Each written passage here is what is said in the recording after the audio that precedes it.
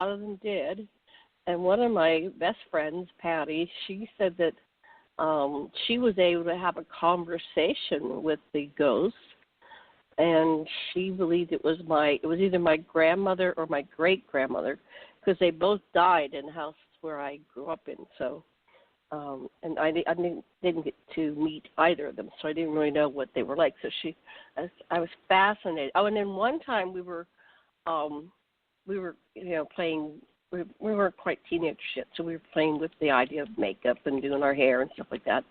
And I said, I'll be right back. I have to go to the bathroom. I came back in, and we had two of those pedestal lamps on. It was like a vanity, right, with the mirror, antique vanity with mirror and the little stool you sat on in the middle with you put your makeup and stuff and your perfumes. And then I came back up, and one of the pedestal lamps was laying down, split in half, like somebody had sawed it right in the middle. And she's just sitting there with her mouth open. And so she witnessed something paranormal. I'm not sure what that was. I don't know what the entity wanted us to know. And then another one, we were getting out the Christmas decorations. So we're sitting on the floor, we spread out the lights, and we're trying to untangle them. And we heard, you can always hear when a ghost or somebody was walking down the hall, because it was an old house. It was from the 1840s, and it was built in the 1840s, and it creaked, So we heard somebody creaking down the hall, and we turned around and looked, and there was nobody there, but the floors kept creaking, and then this ghost walked through me. I felt it, and walked through her. It was like, and then we both had the reaction, one after the other. It was like, and we just got up and ran outside. Yeah, so I don't like that feeling at all. No. So, no, I used to be really terrified of hospitals because so what encounters have you had with ghosts? Did you have encounters with ghosts? No, not really that much, except for in hospitals.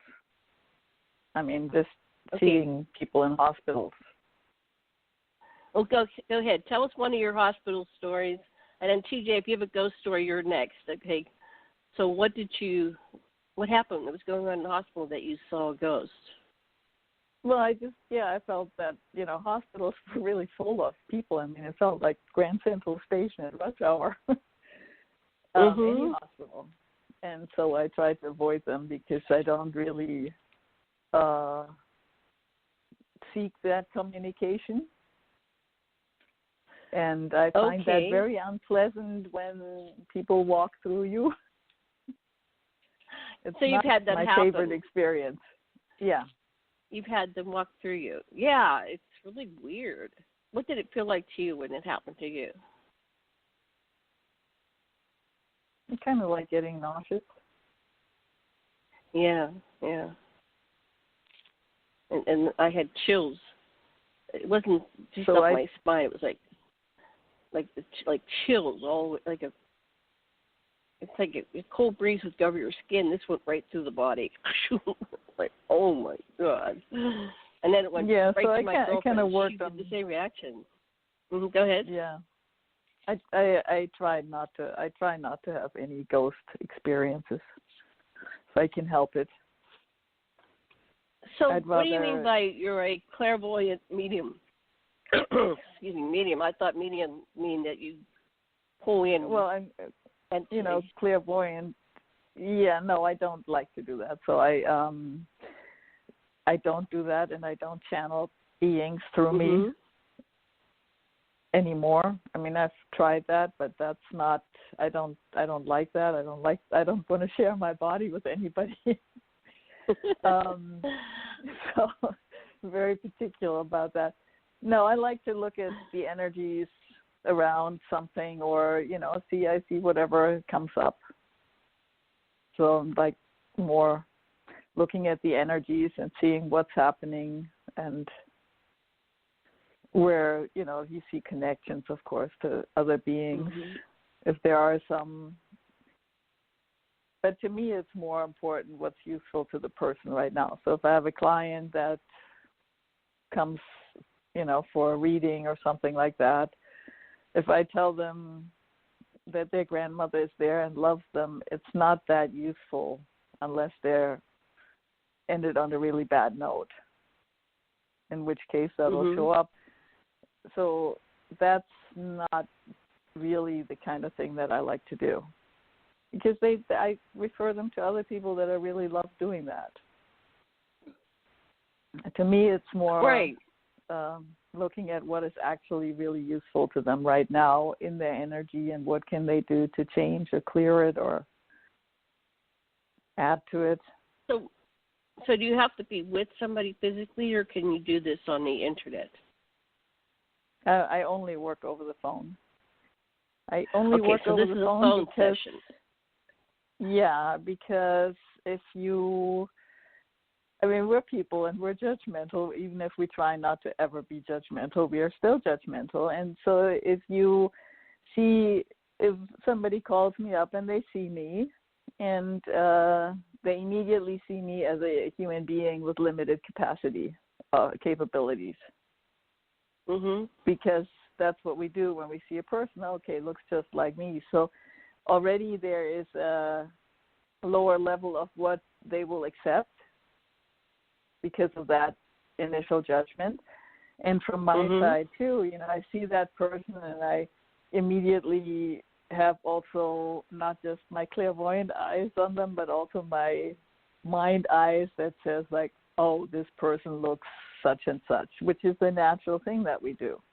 So when you do work over the phone, you bypass that step of having to clear your mental judgments because they're not there. So you have to go with what comes through the spirit. So that makes sense. You make sense, yeah. So then when you're reading somebody through the phone, how does the information start coming to you? Who starts? Do you start? Do they start? Do you ask some questions to get their voice, or how do you begin? Well, I usually start saying hello, like on a normal phone conversation. Right. But then after that, I ask them if they have any specific issues that they like to just put into the space. So if they have a specific question or something that they're working on, I allow that to be in that space. And then clear myself and whatever shows up. I tend to be more visual, so I see more pictures. Sometimes I hear things, but mostly things come to me in pictures. So how do you see pictures? Are you like flashing through the universe and through time and space and through the past? No, they just show up. They just show up. There's just a picture that'll show up. I connect with their spirit and I ask their spirit for the information that's useful to them right now. And whatever shows up, I go with. So you'll get pictures. My cat will come over and go, meh, and she'll show me a picture like, I want to go see my husband. And I go, okay. And then I walk over and she goes to the door and she directs me like, this is the way, because there's 3 ways to get back there. It's like, oh, no, you have to go this way.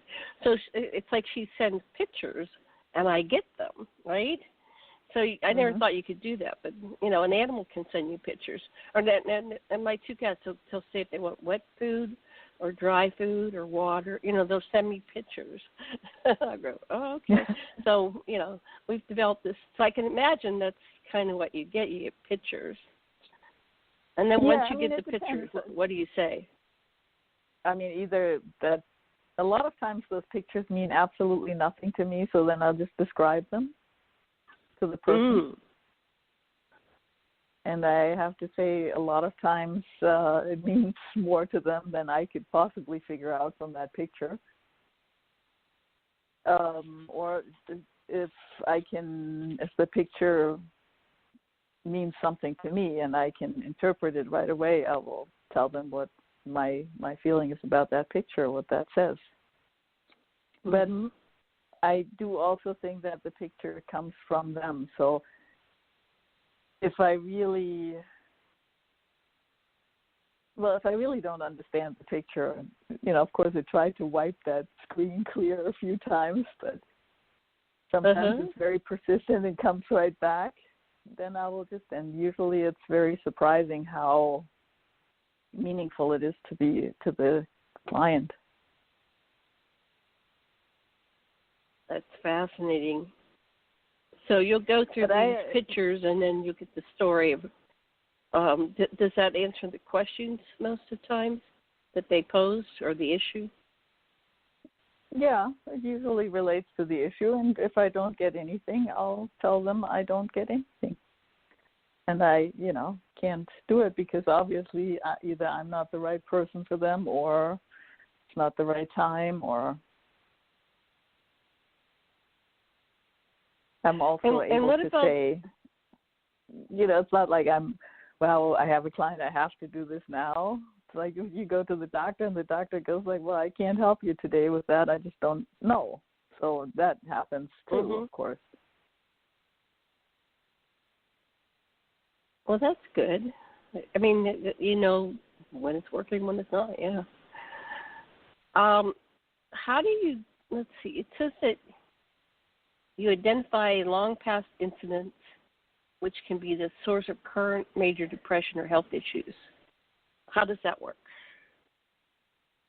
Well, then we go into the more healing work. So I coach people through doing healing works on themselves. And, well, when we're stuck, we're usually stuck because of something that happened at some point, this life, some other life. So you want to get to that to figure out what's blocking that. So if somebody has an issue, you can maybe see like, okay, so there's a wall, but then you go like, well, where did that wall come from? And you follow it back, or what needs to happen, or I will just pose the question, what has to happen for that wall to crumble?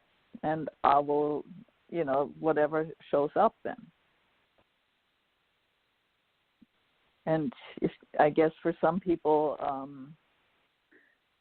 those walls came from other incidences. We get, I think there's 3 major areas in life that people would ask about. Either it's health, or it's relationship, or it's finances. Those are like the 3 major issues of life. And probably those 3 issues have been with us from day one and probably from past lives. So I would say those are the main things that people ask about. It has something to do, and if somebody carries like a big old wound about relationships and now asks like, I want to be in a relationship and I don't know why it's not working, something will probably show up that'll guide back to what closed the doors, or what makes them repel the relationship that they seek. I want to bring on TJ. Do you want to bring a topic or ask Johanna questions, add to the conversation? Yeah, I just tried to call Susan and ask her to come on, told her another psychic was on. I think she'd really enjoy this show. Johanna, we have a lot of people out there with, a lot. I wanted to get you back doing some readings with me, so we'll have to set that up after the first of the year. But I really liked that you trained people.